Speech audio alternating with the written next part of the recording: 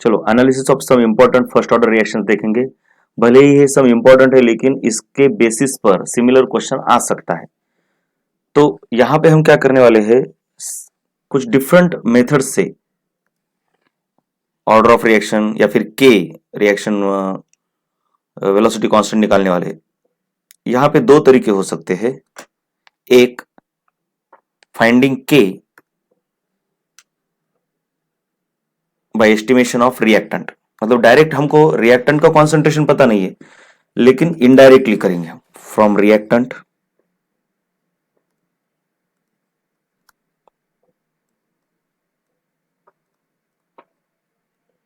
Estimation. Estimation मतलब direct measurement नहीं है, एस्टिमेट कर रहे। और कभी कभी ऐसा होता है कि रिएक्टेंट को एस्टिमेट नहीं कर सकते, आप प्रोडक्ट का एस्टिमेशन कर सकते। तो यहां पर हम फ्रॉम प्रोडक्ट एस्टिमेशन। चलो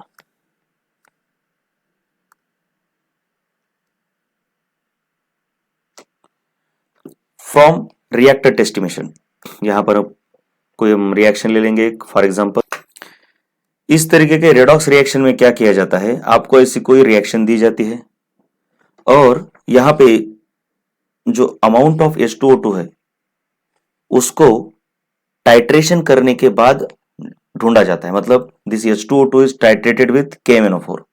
जितना ज्यादा H2O2 है टाइट्रेशन करने के बाद KMnO4 उतना ही ज्यादा लगेगा।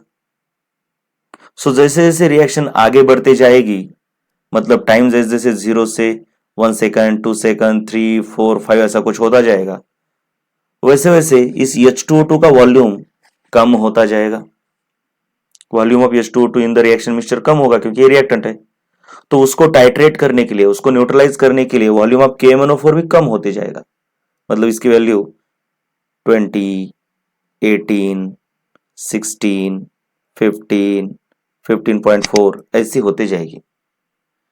तो यहां पे मैं बोल सकता हूं, अगर ये रिएक्टेंट है ए, हम हमेशा ए को रिएक्टेंट बोलेंगे, तो concentration of reactant a is proportional to the volume of KMnO4 required to titrate it. मतलब इनडायरेक्ट एस्टिमेट कर रहे हैं हम, हमको डायरेक्टली पता नहीं है H2O2 कितना है, लेकिन H2O2 ज्यादा है तो उसको टाइट्रेट करने के लिए वॉल्यूम भी ज्यादा लगेगा। तो this is proportional to V। तो K के अंदर हमारा जो रेशियो रहता है A/A0/A, तो ये आएगा आपका V0/V। सो कोई भी वैल्यू ले लो, उसमें ये डाल दो, V मतलब VT, V eight any time T, और K निकाल लो। ये तो बहुत सिंपल है। इसके ऊपर एक क्वेश्चन देख लो आप, इसमें क्या दिया है देखो, एक कुछ रिएक्शन हो रही है और टाइट्रेशन किया जा रहा है KMnO4 के साथ। अब किसका टाइट्रेशन होगा, KMnO4 का ऑक्सैलिक एसिड के साथ, ये पता होना चाहिए। ये केमिस्ट्री पढ़ने के बाद पता चल जाता है धीरे धीरे कि टाइट्रेशन मतलब ऑक्सैलिक एसिड का टाइट्रेशन कर दिया जाता है KMnO4 के साथ। तो सिंपल सी बात है, जैसे जैसे रिएक्शन आगे बढ़ेगी वैसे वैसे इसका वॉल्यूम कम होते जाएगा और वैसे वैसे इसको न्यूट्रलाइज करने के लिए, तो बेसिकली एक्चुअली क्या करते हैं पता है क्या, ये पूरा रिएक्शन मिक्सचर ऐसा होता है इतना बड़ा, उसमें से हमेशा 2 ml 5 ml लेते, बस इतना। ऑफ कोर्स अब जैसे जैसे ओवरऑल ऑक्सैलिक एसिड कम होता जाएगा वैसे वैसे 2 ml के ड्रॉप पे भी ऑक्सैलिक एसिड उसी प्रोपोर्शन में कम होता जाएगा। मतलब जो इसको अप्लाई होगा कॉन्सेंट्रेशन वाइज, वही इस पूरे वेसल को भी अप्लाई होगा कॉन्सेंट्रेशन वाइज, क्योंकि कॉन्सेंट्रेशन तो एक बूंद के लिए भी उतना ही होता है और पूरे वेसल के लिए उतना ही होता है। तो इसलिए जिस पूरे वेसल में रिएक्शन हो रही है उस पूरे वेसल को टाइट्रेट नहीं करना है, बस उसमें से थोड़ा सा मिक्सचर निकाल लेना है रिएक्शन का और उसका एनालिसिस करना है। तो यहां पे फिक्स 2 ml उस मिक्सचर से ले लिया गया है। तो बार बार पहली बार जब 2 ml लिया तो उसके अंदर COOH ये रिएक्टेंट बहुत ज्यादा था, इसलिए उसको टाइट्रेट करने के लिए या फिर न्यूट्रलाइज करने के लिए KMnO4 बहुत ज्यादा लगा। 300 मिनट के बाद ये कम हुआ होगा रिएक्शन मिक्सचर के अंदर। तब जब आपने 2 ml निकाला तो उस 2 ml के अंदर भी यहां पर 2 ml निकाला और यहां पर भी 2 ml निकाला, तो इस 2 ml से इस वाले 2 ml में COH का अमाउंट कम है, इसलिए ऑक्जेलिक एसिड सॉरी KMnO4 का अमाउंट वॉल्यूम कम लगा, वैसे ही कम और कम होते चला गया। हमने यहां पर क्या देखा है कि K is equal to 2.303 T log of A naught by A की जगह पर, देखिए A नॉट बाई ए की जगह पर हम क्या लिख सकते हैं 2.3 log of V not by V या फिर VT लिख सकते हैं, where V is the volume of titrant required. तो कोई भी एक वैल्यू ले लो आप, हमको क्या करना है रिएक्शन फर्स्ट ऑर्डर ये दिखाना है, इसलिए हमको क्या करना होगा K की वैल्यू, फर्स्ट रीडिंग को तो नहीं निकालते हम, दूसरी रीडिंग, तीसरी रीडिंग और चौथी रीडिंग, इन दोनों को निकालो K की वैल्यू और बताओ कि ये कांस्टेंट है। अगर वैल्यू K की कांस्टेंट है तो फर्स्ट ऑर्डर है, तो ये 2.3 मैं सबसे पहले निकालता हूं K2, मतलब ये वाली वैल्यू अपॉन टाइम कितना है वहां पर 300 log of what is the volume V not, ये तो शुरू में इतना लगा, अपॉन VT, ये ले, तो ये 17। चलो इसको सॉल्व करो, अभी इसकी वैल्यू इतनी आ रही है। उसी तरीके से हम K3 निकालेंगे। K3 के लिए रीडिंग लेंगे हम ये वाली, यहां पर टाइम कितना है भाई 450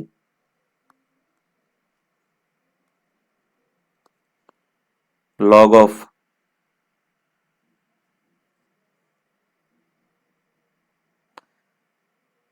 22 डिवाइडेड बाय 15,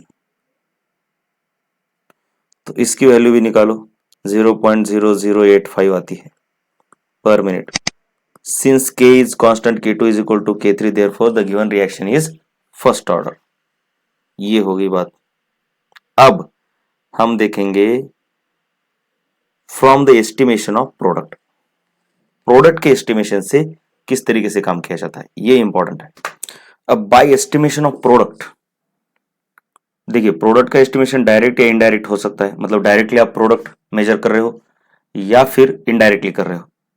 तो उसमें हम दो रिएक्शंस देखेंगे, दो सिंपल वाली रिएक्शंस। इसमें क्या है, पहली वाली रिएक्शन देखो आप, अमोनियम नाइट्रेट है वो डिकम्पोज हो रहा है। इस टाइप की रिएक्शन में क्या होता है, ये तो सॉलिड होता है लेकिन डिकम्पोज होने के बाद कोई एक गैस इवॉल्व हो रहा है और उस गैस का वॉल्यूम हम मेजर कर सकते हैं।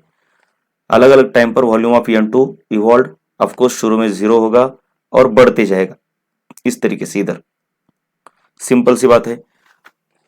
इस सिचुएशन में this is the volume of product, तो जैसे जैसे प्रोडक्ट का वॉल्यूम बढ़ता है वैसे वैसे रिएक्टेंट का कॉन्सेंट्रेशन कम होता है, तो ये इनडायरेक्टली रिएक्टेंट से ही रिलेटेड है। सो इससे हम K की वैल्यू ऐसे निकाल सकते हैं, प्रूफ बाद में देखेंगे हम। V इंफिनिटी माइनस VT कोई भी ले लो वैल्यू आप eight any time t, V infinity is the final volume after the completion of reaction. उसके बाद एक है हमारे पास हाइड्रोलाइसिस ऑफ ईस्टर वाली रिएक्शन। ईस्टर का हाइड्रोलाइसिस आपको पता है इस तरीके से होता है, इसमें होता है कार्बोक्सिलिक एसिड प्रोड्यूस। इस एसिड को हम NaOH के साथ टाइट्रेट करते हैं। अब ये इनडायरेक्ट एस्टिमेशन ऑफ प्रोडक्ट है, यहां पे डायरेक्टली प्रोडक्ट का वॉल्यूम लिया था, अब यहां पे डायरेक्टली प्रोडक्ट का वॉल्यूम पता नहीं, लेकिन प्रोडक्ट कितना है वो इस NaOH के वॉल्यूम से पता चल जाता है। जितना ज्यादा NaOH टाइट्रेशन के लिए लगेगा उतना ज्यादा ये प्रोडक्ट लगे प्रोड्यूस हुआ है, ऐसा समझ जाएगा हमको। अब यहां पे दो केसेस हो सकते हैं, एक्चुअली यहां पे भी वो दो केसेस हो सकती है। क्या केसेस हो सकती है यहां पे, देखिए कि जैसे जैसे रिएक्शन आगे बढ़ रही है तो शुरू में आपको, अब यहां पे एक बात याद रखनी है कि ये जो हाइड्रोलाइसिस ऑफ ईस्टर होता है तो एसिड कैटालाइज्ड अगर है, मतलब HCl या फिर H2SO4 का इस्तेमाल किया गया है तो वहां पे अलग चीज होगी। अगर ये नहीं है तो इनिशियली ये एसिड तो पैदा नहीं होगा, तो इसको टाइट्रेट करने के लिए इनिशियली वॉल्यूम 0 लगेगा। लेकिन अगर ये एसिड कैटालाइज्ड रिएक्शन है तो इसमें इस मिनरल एसिड का एक फिक्स वॉल्यूम ऑलरेडी प्रेजेंट होगा, एक कैटलिस्ट है, ऑफकोर्स उसका वॉल्यूम चेंज नहीं होगा लेकिन फिक्स होगा। तो इनिशियली मतलब T इज इक्वल टू 0 को अगर हम टाइट्रेट करेंगे तो भले ही ये एसिड नहीं है लेकिन ये मिनरल एसिड तो है, इसको टाइट्रेट करने के लिए कुछ वॉल्यूम लगेगा NaOH का, तो वो होगा आपका V0। और जैसे जैसे रिएक्शन बढ़ती जाएगी इसका तो वॉल्यूम फिक्स रहेगा अमाउंट, इसका अमाउंट बढ़ते बढ़ते जाएगा और इसके बढ़ते हुए अमाउंट के लिए इसकी वैल्यू भी बढ़ती जाएगी, ये याद रखना है। अब इसमें दो केसेस है, एक तो आपको V0 नहीं दिया है या फिर आपको V0 दिया है। अगर V0 नहीं दिया है तो ये वाला फॉर्मूला यूज करना है, दिया है तो ये। अब देखते हैं एक एक एक एक, सबसे पहले इसको देखते हैं ये कैसे प्रूव कर सकते हैं हम।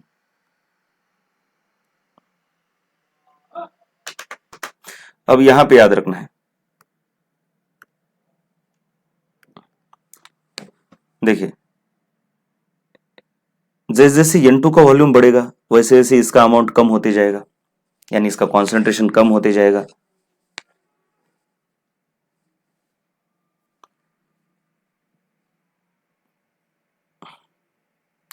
तो हम ये कह सकते हैं इसका इनिशियल कॉन्सेंट्रेशन यानी इसका फाइनल वॉल्यूम, जरा ठीक से याद रखो। तो आप एक मान लो कि आपके पास इतना है अमोनियम नाइट्रेट, अमोनियम नाइट्रेट इतना है, राइट। ये आपका फाइनल होने के बाद 0 और यह है आपका इनिशियल कॉन्सेंट्रेशन उसका, राइट। तो आपको यह पता चलता होगा कि जैसे जैसे ये कम होते जा रहा है वैसे वैसे इधर N2 का वॉल्यूम बढ़ते जाएगा। जब जरा इसको अलग तरीके से निकालते हैं हम, देखिए जैसे जैसे टाइम इधर बढ़ते जा रहा है जो भी है 1 2 3, वैसे वैसे क्या हो रहा है, ये अमोनियम नाइट्राइट कम होते जा रहा है, ये ऐसे कम होते जाएगा और वैसे वैसे ये अमोनियम नाइट्राइट है, राइट। और वैसे वैसे ये N2 का वॉल्यूम बढ़ते जाएगा क्योंकि ये प्रोडक्ट है, तो N2 का वॉल्यूम कुछ इस तरीके से बढ़ते जाएगा, ठीक है। तो आप ये कह सकते हैं कि इसकी इनिशियल फेज इसके फाइनल फेज से करस्पॉन्ड करती है। और यहां से ये देखिए यहां से यहां तक ये जो है ना, मतलब ये कम होते जा रहा है। मैं इसको थोड़ा ऐसे बनाता हूं, ये जो पोर्शन है वो है आपका डिकम्पोज हुआ portion, it represents the decomposition. So this is your x, kind of x. या फिर आप ठीक से देखिए, इसको मैं मिटा देता हूं,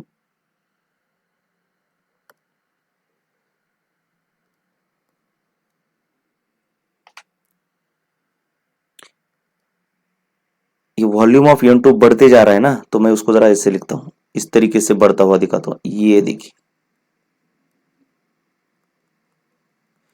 तो अमोनियम नाइट्रेट का जो एक्स है amount decompose, that corresponds to the volume of nitrogen produced. So x is proportional to volume of N2, ये हम लिख सकते हैं। अब हमको ये पता है कि इनिशियल कॉन्सेंट्रेशन ऑफ ए यानी nothing but x at infinity है ना, क्यों? सही बात है, सही बात है। देखो कैसे प्रूव करता हूं, देखो इसको इनफाइनाइट टाइम को देखो आप, इनफाइनाइट टाइम को a at infinity is nothing but initial a minus x at that point, x at infinity, right. अब a at infinity तो 0 होगा ना क्योंकि पूरी रिएक्शन खत्म हो गई, तो आपको ये लग आना चाहिए a not is equal to x infinity. अरे कुछ नहीं, ये मतलब इनिशियल अमाउंट, x मतलब पूरी रिएक्शन होने के बाद खत्म होने वाला अमाउंट। अरे पूरी रिएक्शन होने के बाद कंज्यूम्ड अमाउंट क्या होता है, मतलब शुरू में आपके पास 3 मोल थे, तो पूरी रिएक्शन होने के बाद एक्स 3 मोल ही तो रहेगा। अगर ये नॉट आपका 3 मोल है शुरू में, तो रिएक्शन खत्म होने के बाद एक्स यानी होल पूरा का पूरा खत्म हो जाएगा। तो ये आपको समझना बहुत इंपॉर्टेंट है। एक्स इनफाइनाइट मतलब रिएक्शन होने के बाद कंज्यूम्ड रिएक्टेंट, रिएक्शन होने के बाद रिएक्टेंट कंज्यूम उतना ही होगा जितना वो शुरू में था, यानी A naught. This is the most important thing, A not is equal to X infinity, but X is proportional to volume of N two. तो मैं बोल सकता हूं कि your A not is equal to X naught, यानी and X is proportional to volume of N two at infinity. इसको हम we infinity लिखते हैं, क्योंकि यहाँ पे एन टू लिखने की जरूरत नहीं, वॉल्यूम हमने नाइट्रोजन का ही कंसिडर किया है। चलिए ये हो गया, ये प्रोपोर्शन ये नॉट। अब ये निकालेंगे हम एट एनी टाइम टी। चलिए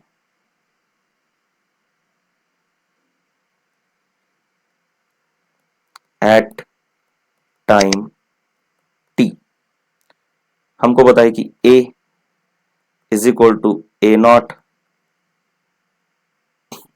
इसका मतलब अगर ये देखिए ये प्रोपोर्शनल है, मतलब हम लिख सकते हैं a not is equal to some k into we infinity,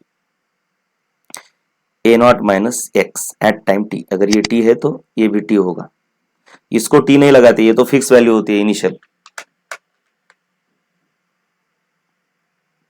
अब देखो A at any time T is equal to V not, sorry A naught, A naught क्या है आपका K into V naught, K into we infinity sorry, और X at any time T, X is proportional to V at any time T.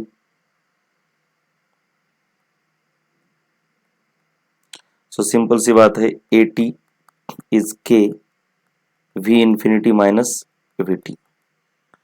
तो simple सी बात है, के is equal to आपका आ जाएगा 2.3 अगर फर्स्ट ऑर्डर है तो, upon T log of A naught upon A, इसकी जगह पर आएगा। देखिए भाई ए नॉट अपॉन ए को मैं क्या लिख सकता हूँ, ए नॉट अपॉन ए को, ए नॉट क्या है आपका के इंटू वी इनफाइनाइट, और ये क्या आया है आपका, ये देखिए यहाँ पे k into v infinite minus we T, तो ये तो कैंसिल हो गया। तो आपके पास के आ गया 2.3 बाई टी लॉग ऑफ ये देखो v infinite upon v infinite minus we t. बात खत्म, ये प्रूफ है उसका। अब याद रखना है जो भी चीजें यहां पे की वही आगे लगने वाली है। चलिए यहां पे कुछ भी नहीं है, बहुत आसान होता है। हाइड्रोलिसिस ऑफ ईस्टर मैंने बताया किस तरीके से होता है। अब पहली केस ये देखते हैं हम, v not is given, right. अब ईस्टर के हाइड्रोलिसिस में आपको पता होना चाहिए कि एसिड आपके पास दो है, एक है कैटलिस्ट जिसका अमाउंट फिक्स है, और दूसरा है कार्बोक्सिलिक एसिड जो कि रिएक्शन में प्रोड्यूस हो रहा है और उसका अमाउंट बढ़ते जा रहा है। मतलब मान लो आपके पास ऐसा है, तो कैटेलिटिक HCl आपके पास मान लो 3 है, और वॉल्यूम ऑफ COH बढ़ते जा रहा है, शुरू में 0 होगा, बाद में 3+1 होगा, बाद में 3+2 होगा, 3+3 होगा, 3+4, ऐसे कुछ बढ़ता जाएगा। तो उसको ट्राइटेट करने के लिए वॉल्यूम ऑफ NaOH भी बढ़ता जाएगा। लेकिन ये जो वॉल्यूम NaOH का लग रहा है उसका एक फिक्स पोर्शन इसको जा रहा है, जो कि HCl का अमाउंट फिक्स है, और जो पोर्शन बढ़ते जा रहा है वो है किसका, ये जो प्रोड्यूस हुआ है कार्बोक्सिलिक एसिड उसके लिए। और मान लो यहाँ पे फाइनली कुछ अलग तरीके से करते हैं, यहाँ पे 3+7 आया, राइट। अब यहाँ पे पता होना चाहिए ये आपका फिक्स है जो कि बिलोंग करता है वी नॉट को, मतलब इनिशियली जो वी नॉट आपको वॉल्यूम लगा NaOH का वो लगा HCl के फिक्स कॉन्सेंट्रेशन को न्यूट्रलाइज करने के लिए, और ये बिलोंग करता है कार्बोक्सिलिक एसिड जो कि पैदा हुआ है रिएक्शन में। अब ये जो प्रोड्यूस हुआ है, याद रखना है वॉल्यूम ऑफ प्रोडक्ट प्रोड्यूस्ड या फिर कॉन्सेंट्रेशन या फिर मोल,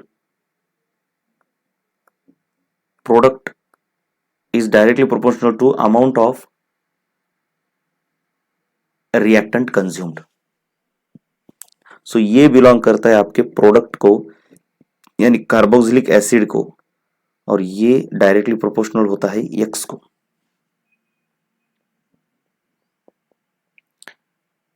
ये जो भी वॉल्यूम है इसके अंदर का ये पोर्शन एक्स के लिए है, तो हम ये बोल सकते हैं कि this is made up of two portions, the volume which is required for fixed initial amount of HCl, catalytic HCl, and the volume which is consumed for the consumed reactants, जिसकी वजह से ये RCOH प्रोड्यूस हुआ है। तो मैं ये बोल सकता हूं कि X मोटा मोटी देखने के लिए हम ये बोल सकते हैं V infinity is V naught plus volume required for consumed air, consumed reactant, या फिर volume required for consumed reactant या फिर produced product is nothing but v not, sorry, v infinite minus we not. अब ये तो volume के form में मैंने रिएक्टेंट को लिखा, राइट, लेकिन अगर मुझे कॉन्सेंट्रेशन के फॉर्म में लिखना है तो मुझे प्रोपोर्शनैलिटी यूज करना पड़ेगा, यानी concentration of the reactant used is proportional to V infinite minus V naught. This is at infinity. But मुझे पता है कि x infinity का मतलब होता है A initial, तो मैं फाइनल लिख सकता हूं कि A initial is proportional to V infinity minus V naught। अब मेरा ए इनिशियल निकल गया, अब ए एट एनी टाइम निकालना है मुझे, इसी तरीके से मैं निकालता हूं, राइट। ए का मतलब क्या होता है, A initial minus X, A at any time T, X at any time T, तो A at T is proportional to, देखिए ये तो प्रोपोर्शनल किसको है, V infinite minus we naught, minus अब एक्स क्या है जरा देखो तो,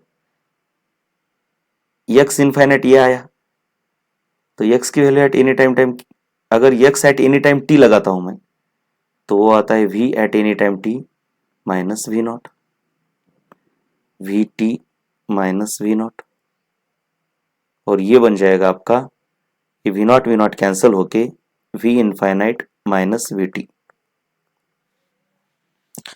तो इस तरीके से मेरे पास ए नॉट भी है और ए टी भी है, तो बस k is equal to 2.3 upon T log of A not, जो कि आपका v infinite minus we not, और ए टी जो कि आपका होता है v infinite minus we t. इस तरीके से आप k निकाल सकते हैं। चलो, जब v नॉट नहीं दिया हो तब क्या करेंगे, if V naught is not given, तब मेरे पास क्या है, सबसे पहले तो याद रखना है मेरे पास A not is equal to, मतलब concentration initial is equal to, यानी प्रोपोर्शनल टू है एक्चुअली, इज इक्वल टू नहीं कहेंगे हम इसको, V infinite minus we not, और ये एट एनी टाइम टी कैसा है, proportional, v infinite minus we T. लेकिन मान लो इसमें से आपको ये v नॉट नहीं दिया है, तब आप कैसे करेंगे, अरे सिंपल सी बात है, सबसे पहले तो k लिख लो, आप k लगा लो पहली और दूसरी वैल्यू को, एकदम basic, k1 is equal to 2.3 by t log of A not by a t one, a t at first time, वैसे आप k2 निकालो, ये t1 होगा 2.3 t2 log of A not by 82, इसको थोड़ा ऐसा लिख लो, इधर kt1 और इधर k2 t2। अब आप क्या करो, इसको इक्वेशन 1 बोलो, इसको इक्वेशन 2 बोलो, और इक्वेशन 1 माइनस 2 कर दो, तो आपका आएगा k1, k1 और k2 तो सेम ही रहता है ना बेटा, तो ये कॉमन निकल जाएगा, k into t one minus t two is equal to, देखो अभी 2.3, ये तो कॉमन आएगा,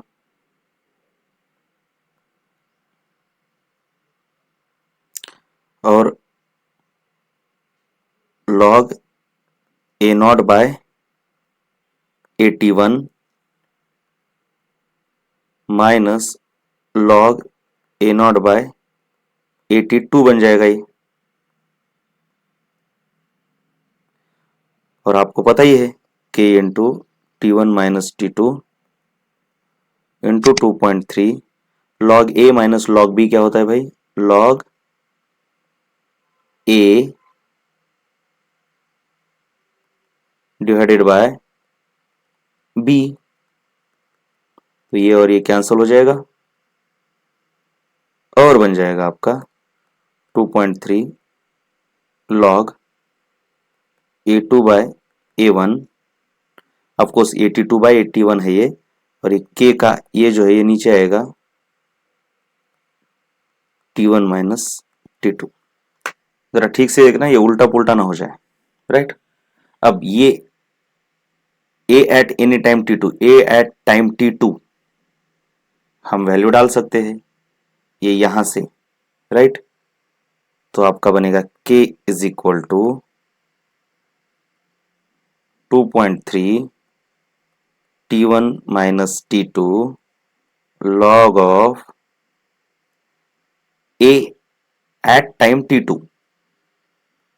इसको 2 लगाओगे तो यहाँ पे भी 2 हो जाएगा, v infinite minus v at time t2 divided by, ये of course v at time t2 है, v infinite minus v at time t1। ये है आपका फॉर्मूला, हो गया काम।